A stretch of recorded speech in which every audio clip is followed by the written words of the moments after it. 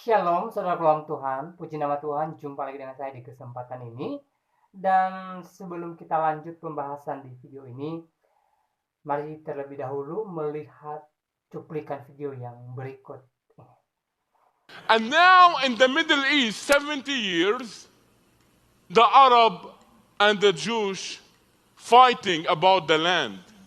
And the American and many countries want to help them. What we need to do, 70 years now, nothing happened. You know what is the answer? The answer I know, I find the answer when the Arab and the Jews coming to Yeshua, coming to Jesus, there is peace and there is shalom. Without Jesus, no peace. Without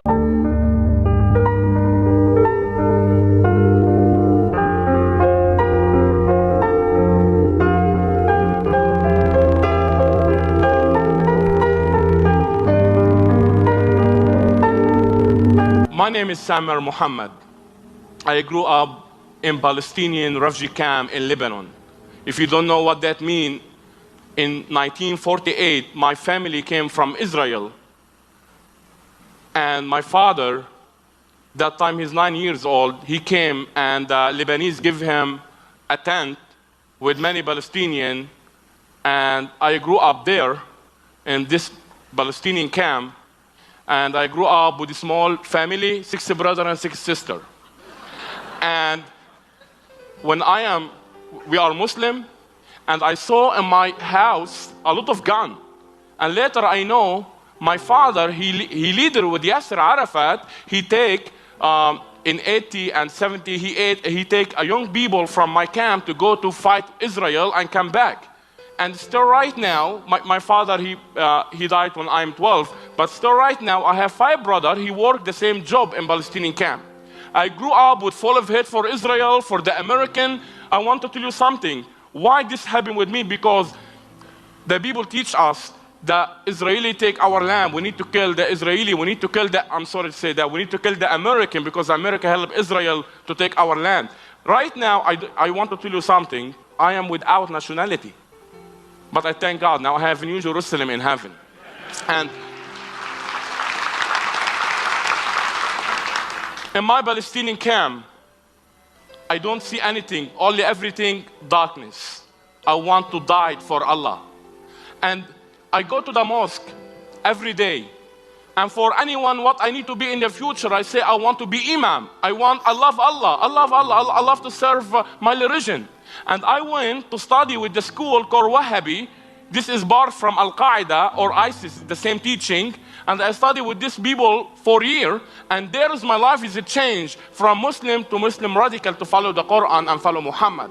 And I want to show you now my picture when I am 19 with the robe. This is my picture. And I'm full of hate. When I am this people, I came more hate. I'm ready to die for Allah. And also I go in my Palestinian camp every day, 5 times. I open the mosque and I am the one make the calling pray. You know this, Allahu Akbar, I do that. And sometimes if my imam is not there, I am the leading the worship, the pray. I remember when something happened in Israel or in America, 11 September or anything, me and with many friends from Palestinian camp, we go to the street and we dance. We give people candy because we see in the news some American or some Israeli killed. And we're happy because we need to kill these people. In my Palestinian camp, we have 30,000 Palestinians. We are Muslim. We don't have a Christian. Only I heard about the Bible when I studied in the Sharia law. I heard about the Bible. And one day the Imam came and he told us about this Bible is not from God. And he told us about the Christian. He worshipped 3 gods and this and this. And I remember me and some friends, we coming to the Imam after the school. And we asked him, we can look and see the Bible? Only we need to look. He said, no, not somebody can read the Bible. Only the big Imam, he can read the Bible. Because this is not from God. This is from Satan. We're not allowed to read the Bible. One day, I am out of my Palestinian camp, and there is Lebanese, and in Lebanon we have Christian and Muslim, and I walk, and one man coming to me, and he started telling me about Jesus. And I look to him, say, you don't look to me? You don't know who I am? I am the man. I opened the mosque. I am the good Muslim. Why are you coming to me to tell me about your Jesus? You're not shy about your Jesus? You worship three God and this. And he said to me, I want to give you the Bible. I say, no, I don't believe this is the word of God. I don't want this book. And he started speak with me, and I came more angry because I want to kill him. Why he coming to me to tell me about his Jesus? We have the truth. And he say, if you don't want to read the Bible, it's okay. I say, you know what? I want to take this book. I don't believe this is the word of God, but I want to know what my enemy believe. This can help me in the future when I be imam. But in the same time, I'm afraid from my Palestinian people and also my imam, because you know what? Maybe, I don't know if you know that. In the Middle East or in the Saudi Arabia or the Muslim, you're not allowed to read the Bible. You're not allowed to bring the Bible. Now if you go and bring 5, 6 Bible to Saudi Arabia, you're not allowed to go to jail. You know why? You know why we're not allowed to read the Bible? Because the enemy, the Satan, he know, because there is the power in this book, the power of God, because he don't want the Muslim to see the truth. Because there, what's happening with me, when I'm reading the Bible, God start open my eyes. And this is what the enemy, he don't want the Muslim to know the truth. We're not allowed to read the Bible. I take the Bible from this man George, and I put him in my jacket, and I went to my Palestinian camp, closed the door, closed the window, and the first thing I smell the Bible, because I'm 20 years people tell us about this book. I'm afraid from this book, and I still smell the Bible and reading. When I'm reading the Bible, I go to the mosque, I'm reading the Bible, and I put the Bible in my room in the bed, because it's not easy. We thank God for the freedom you have here in America. You can carry the Bible, but we're not easy, my brother and sister. And I'm reading the Bible.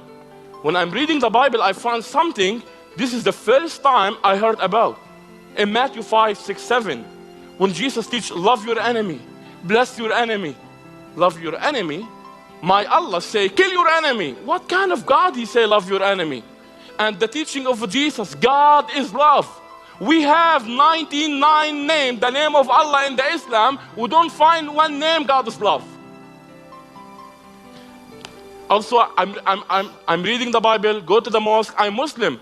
But God start open my eyes, because this is the word of God, you know. And not somebody can tell me about Jesus, but this is the word of God.